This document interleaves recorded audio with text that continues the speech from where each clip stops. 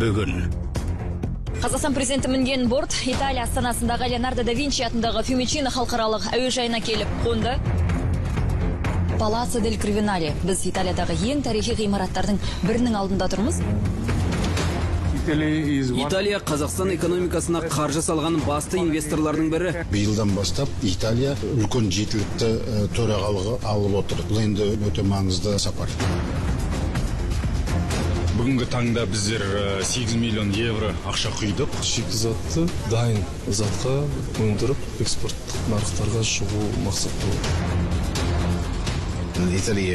Бізде Қазақстаннан кәсіпкерлерді Италия нарығына тартуды жоспарладық. Қазақстан біздің аймақтағы сенімді досымыз. Астана Рим бағытын рейс ашуға жоспар бар.